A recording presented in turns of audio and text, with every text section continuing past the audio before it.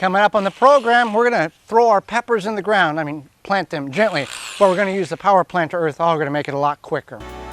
If you're new to our channel, don't forget to hit the subscribe button.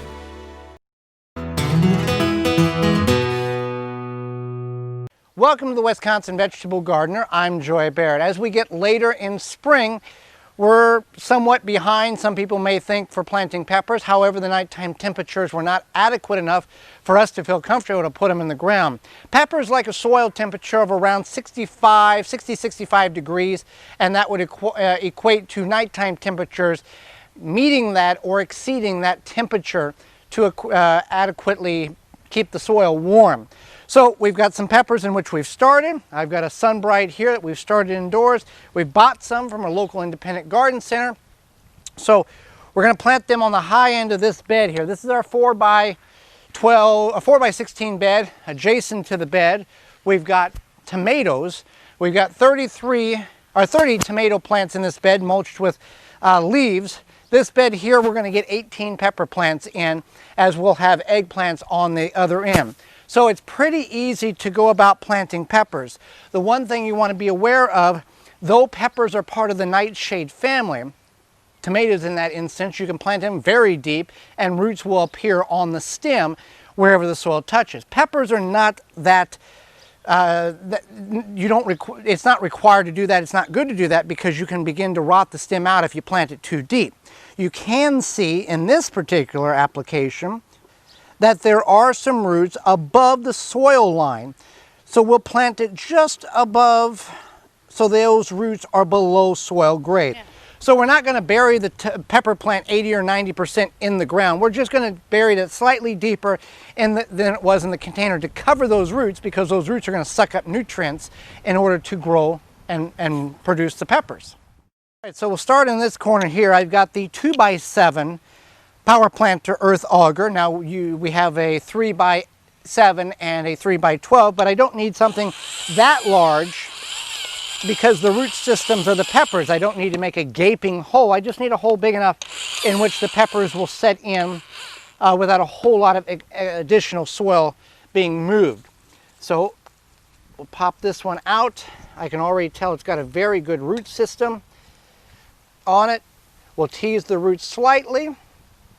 And before we put it in the hole, we do want to add fertilizer based on whatever type of fertilizer you're using. Follow the recommended rates on the back of the package.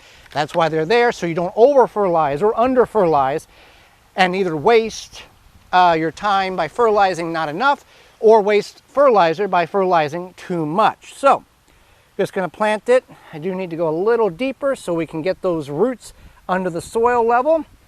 Cover it up. That's a happy pepper right there. So I've got 17 more to do. Now with the peppers that we've got started, like these here, they're not, these were all started at the same time indoors. We did buy a couple of peppers from our independent garden center, so they're a little larger, but not really compared to what we've started. So with the smaller peppers, we don't need a hole as deep, but we do want to follow that, bury it slightly deeper if you do see roots forming above soil line. And that's just natural. That's nothing wrong with the plant. Just as a bonus to you, as you'll get more root development and more nutrient uptake and go that route. So let me get these in the ground and then I'll show you what it looks like when we get done getting those all planted. All right, so on this Tequila Sunrise pepper here, as you look at the top here, you can see pepper flowers beginning to form. Far too early. So what you would want to do is go in and, as bad as it feels, go ahead and pop all of those flower or those buds off. What this is going to do is prevent the plant from going into a production standpoint and grow more on the plant itself, more vertical, more horizontal, widthwise, and then it will produce, once it gets established and gets a little bigger, it'll start producing, and it will produce heavier because it's not stressed or it's not stressed as putting the flowers on right there. So we're actually helping the plant by giving it an opportunity to grow more before it starts producing. So keep that in mind if you see buds on your pepper plants.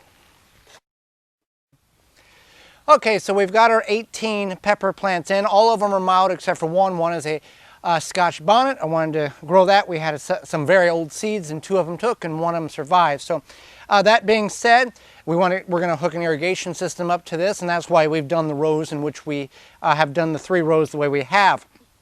Now the next thing we can do is mulch this. Chemical-free, seed-free grass clippings, straw. If you have any shredded leaves, shredded paper, we will go with dry, chemical-free, seed-free grass clippings and put a nice layer. The tomato bed has shredded leaves. That was the last of what we had there. So all of our beds will get coated with the grass clippings, and they need to be dry. If you put wet grass clippings on, it's going to mold, it's going to create diseases, and it's going to affect the plants in which you're putting around. So you can just bag it and then let it lay on the driveway, sprinkle it on the driveway or a plastic tarp, or just, you know, on an empty bed for a couple of days.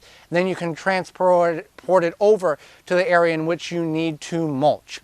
Thanks for watching. As always, remember to rate, subscribe, and comment. For more information, please visit thewisconsinvegetablegardener.com.